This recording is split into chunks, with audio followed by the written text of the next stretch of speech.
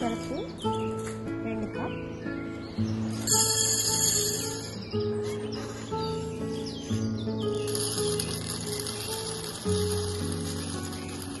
தண்ணி கொஞ்சம் ஊற்றிக்கலாம்.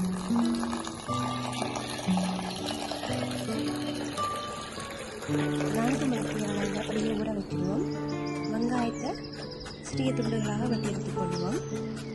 சின்ன வெங்காயம் இருந்தால் பருப்பு வடை ரொம்ப டேஸ்டாக இருக்கும். பச்சை மிளகாய்,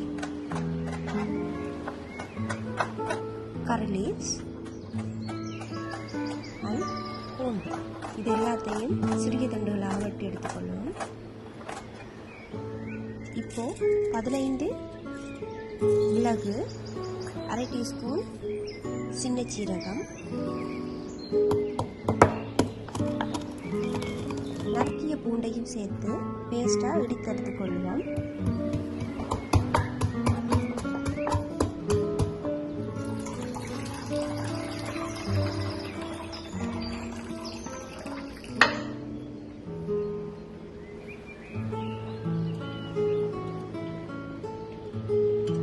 இப்போ இந்த உளுந்த கடலைப்பருப்பை உரலில் போட்டு இடிக்கிறேன்.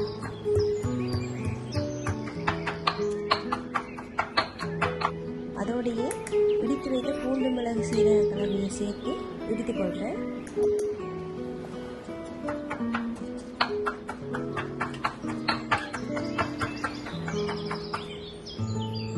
இப்போ இதை வேறொரு பாத்திரத்தில் மாற்றிக்கலாம்.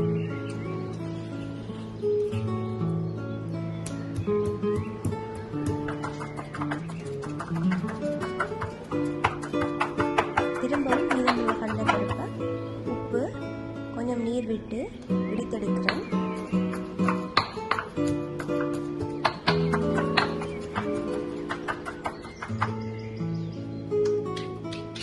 நிறைய தண்ணீர் விட்டுறாதீங்க.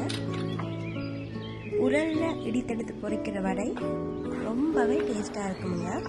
இடித்தெடுத்த பிறகு இதில் நறுக்கி வைத்த வெங்காயம், பச்சை மிளகாய், கறிவேப்பிலை 3ஐயும் சேர்த்துக்கலாம்.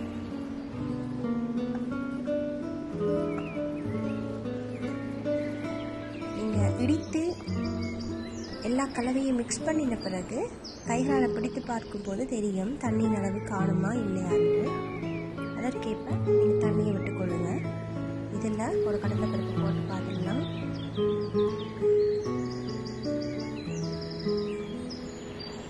எண்ணெய் கொதிச்சுட்டு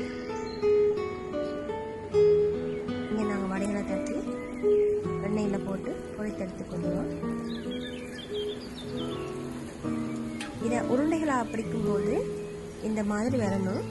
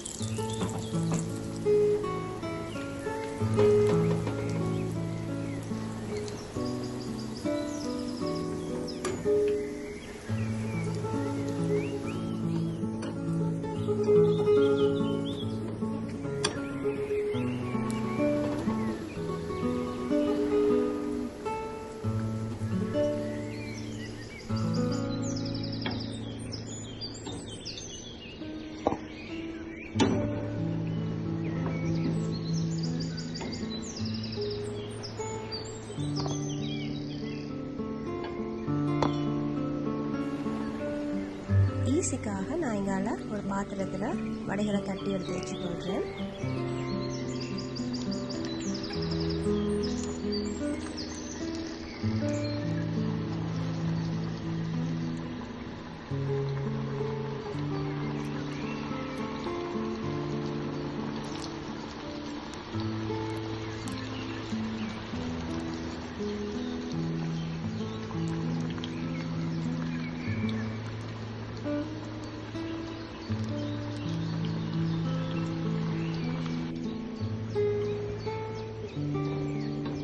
நார்மலாக பருப்பு வடைக்கு வைத்தெடுத்த சம்பல் சுவையாக எடுக்கணும்.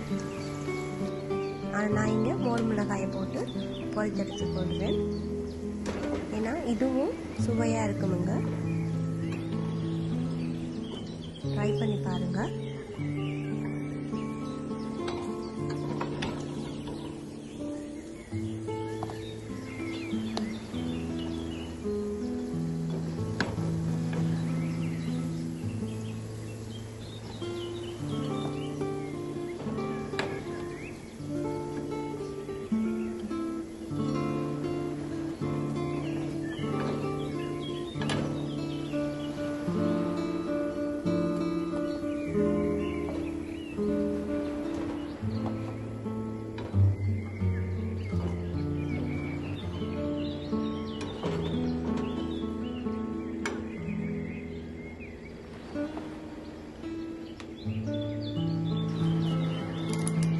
வாங்க இப்போ டேஸ்ட் பண்ணி பார்க்கலாம்.